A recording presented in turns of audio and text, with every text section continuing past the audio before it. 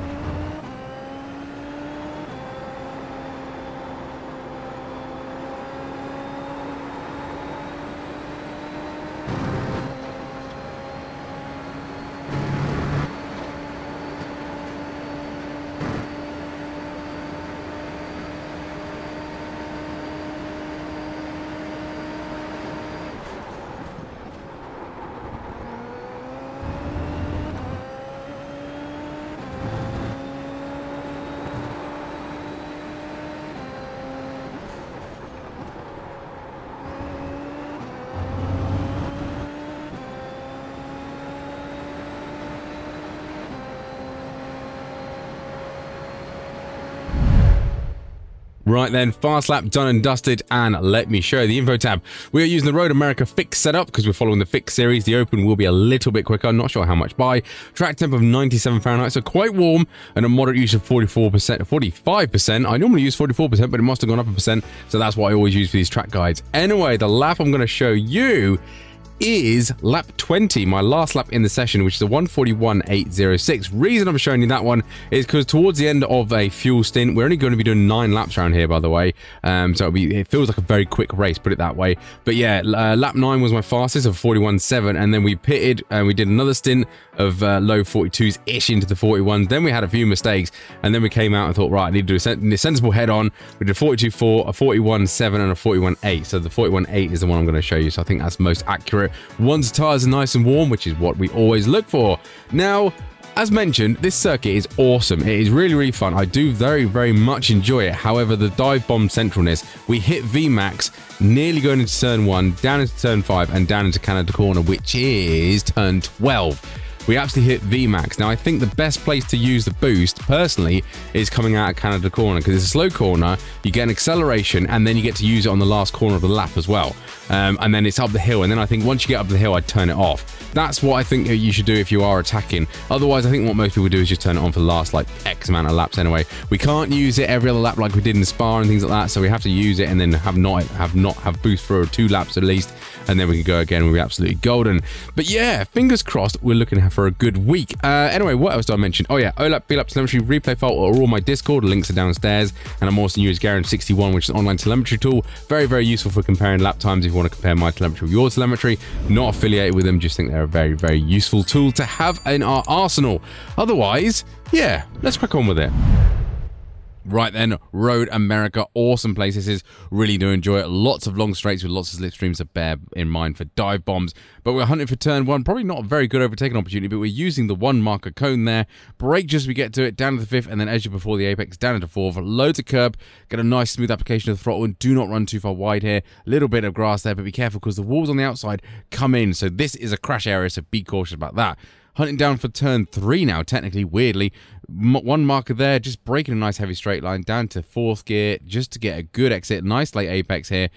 Good smooth application of the throttle. Again, do not run too far wide, and we get a little bit of snap because of the bumpy curb, but needless to say, we are off down the straight. Now, you could use boost down here, but we do use VMAX, so you could have it on for a little bit, then turn it off. Otherwise, if you're on VMAX, there is no point using any more. You see there, 183-ish miles an hour before we brake. We're looking for the 2 board and the end of the gravel there on the right-hand side. Brake in a very, very heavy straight line. You can straddle this curb quite nicely. Second gear. Be careful about cutting this. There is a little bit of dip on apex, but be careful again about running wide because you can use this curb, but be careful of the grass there or for spinning. Up the hill now into 4th gear. Using the radical signs here on the right-hand side for this left-hander. Brake nice and gently over the bridge as you go under the bridge, sorry. Turn in nicely, easy on the throttle here. Very, very easy to lose the rear end. A little touch of grass, be careful because there is an off-track out there if you do that too many times. And we're coming through the first of what I call the kinks. This one is absolutely flat out. Be careful on cold tires, you might need a little bit of lift, but you will need to take a little bit of the apex curb in there, so bear that in mind. Very awkward braking zone now at the white line, which actually signifies the 2 board on the wall on the right-hand side. Brake nice and heavy. Again, 3rd gear, a little bit of a dip on apex. You see I get in it, so I'll try and hope rotate the car.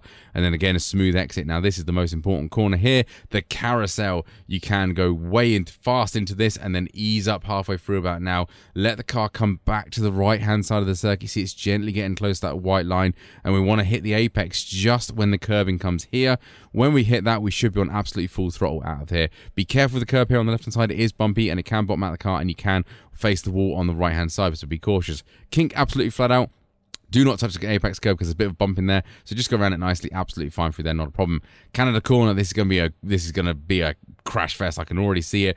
3 marker there, just so we pass it on the left-hand side, braking a very heavy straight line. Again, 3rd gear through this one. Don't cut the corner too much because you will touch the grass out on the side of the car, and be careful on exit because I do get a snap of oversteer just slightly there, but you can use all of the exit curb as well. Now is the time to put on the boost. I think will be the fastest for getting the most out of the boost. Absolutely flat out for this kink here on the left-hander. Be careful on cold tires because it does understeer, so be cautious about that one. Change of tarmac now, it actually changes colour, so just as we get onto the change of tarmac, brake nice and easily. Probably 3rd gear through this one. Try and get a late apex if you can. Lots of curb there, and be careful of the exit here because it's not very wide, and you can nip a tyre on the grass as well. Absolutely full throttle, and this is where I think the boost is going to be useful because it's going to give you acceleration out that corner, and then once you get over the hill, you could probably turn it off about now, maybe over the start-finish line about now, but that's probably the most efficient place to use the boost, in my opinion. Obviously, what most people do is just race it, and then use the boost on the last 2 laps, which is absolutely fine. It's there to use, so we may as well use it all. But anyway, that's across the line in a 1:41.806. So would like to get into the 40s, but I don't think that's possible for me at the moment. Might be different track conditions, and in the open setup, I do think it'll be a little bit quicker. Looking forward to this leak. I do like Road America, so fingers crossed some good racing. Expect to see it on the streams. Otherwise, if this did help you out, don't forget to like and subscribe. And I love your YouTube stuff, and I'll catch you on the next one.